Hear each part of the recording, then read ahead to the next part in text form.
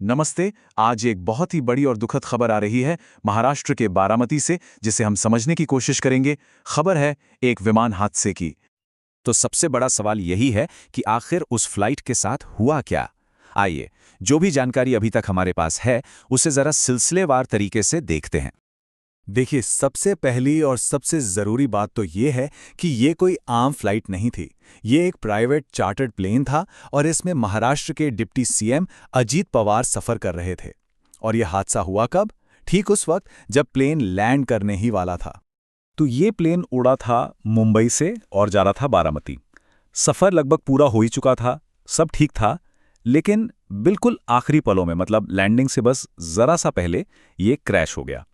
और खबरों की माने तो अजीत पवार का ये दौरा जिला परिषद चुनावों को लेकर था, जहां उन्हें अपने कार्यकर्ताओं से मिलना था। तो अब बात करते हैं कि जहां ये हादसा हुआ, यानी ग्राउंड जीरो पर, वहां मंजर कैसा था।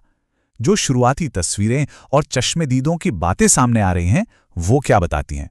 चलिए देखते हैं। जो शुरुआती तस्वीरें सामने आईं वो सच में दिल दहलाने वाली हैं। सबसे पहली चीज जो साफ दिखती है वो ये कि जहां प्लेन का मलबा पड़ा है वहां आसपास कोई लैंडिंग स्ट्रिप या रनवे है ही नहीं।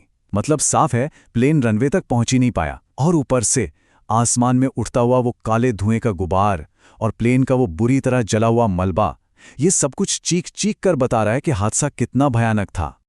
और इसी सीन को देखकर एक एक्सपर्ट ने एक बात कही जो आप कह सकते हैं पूरी सिचुएशन को बयां करती है। उन्होंने कहा, विमान की जो हालत दिख रही है उसे देखकर यह साफ है कि अंदर बैठे लोगों की हालत ठीक नहीं होगी।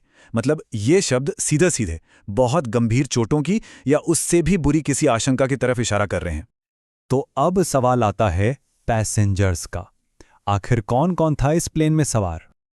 अभी तक जो जानकारी मिली है उसके हिसाब से इस फ्लाइट में कुल 5 से 6 लोग थे। जिन लोगों के नाम कंफर्म हुए हैं उनमें शामिल थे डिप्टी सीएम अजीत पवार, उनके पर्सनल सिक्योरिटी ऑफिसर यानी पीएसओ और उनके पर्सनल असिस्टेंट यानी पीए। लेकिन यहीं से पूरा मामला उलझ जाता है, क्योंकि पैसेंजर्स की हालत को लेकर जो खबरें आ रही हैं ना, वो एक दूसरे से बिल्कुल बिल्कुल मेल नहीं खाती। तो यहाँ दो बिल्कुल अलग अलग बातें सामने आ रही हैं। एक तरफ है ऑफिशियल रिपोर्ट, एविएशन की जो रेगुलेटरी बॉडी है डीजीसीए, उसकी रिपोर्ट, और वो साफ साफ कह रही है कि 5 से 6 लोगों की मौत हो चुकी है। लेकिन दूसरी तरफ कुछ लोकल मीडिया चैनल्स ये दावा कर रहे हैं कि अजीत पवार को जिंदा बचा लिया गया है, हालांकि उनकी हालत बहुत नाजुक बताई जा रही है। अब आप देखिए, ये दो पूरी तरह से अलग अलग कहानियां हैं। तो इस कंफ्यूजन और अनिश्चितता के बीच क्रैश साइट पर रेस्क्यू ऑपरेशन पूरी रफ्तार से चल रहा है। तो ग्राउंड पर अभी क्या हो रहा है? ऑफिशियल रेस्क्यू टीम्स तो अपना काम कर ही रही हैं, लेकिन साथ ही ये भी खबरें हैं कि आसपास के लोग, जो लोकल लोग हैं, वो भी मदद के लिए आगे आए और उन्होंने कुछ घायलों को हॉस्पिटल पहुंचाया है। और इस खबर की गंभीरता का अंदाजा इस बात से भी लगता है कि डिप्टी सीएम के घर पर उनके परिवार वाले और जानने वाले इकट्ठा होना शुरू हो गए हैं। तो सवाल ये है कि ये दो अलग अलग बातें एक साथ कैसे चल रही हैं? इसका जवाब है अनकन्फर्म्ड रिपोर्ट्स। होता क्या है कि ऐसे हादसों के बाद शुरुआती दौर में बहुत सी बातें फैलने लगती हैं, जैसे किसी के बचने का दावा। लेकिन जब तक डीजीसीए जैसी कोई ऑफिशियल अथॉरिटी उस पर मोहर न लगा दे, उसे पक्की खबर मानना सही नहीं होता। तो अब जैसे जैसे रेस्क्यू ऑपरेशन आगे बढ़ेगा और ऑफिशियल स्टेटमेंट्स आने शुरू होंगे, तभी यह तस्वीर पूरी तरह साफ होगी कि इन दोनों में से कौन सी रिपोर्ट सच है और कौन सी महज एक अफवाह।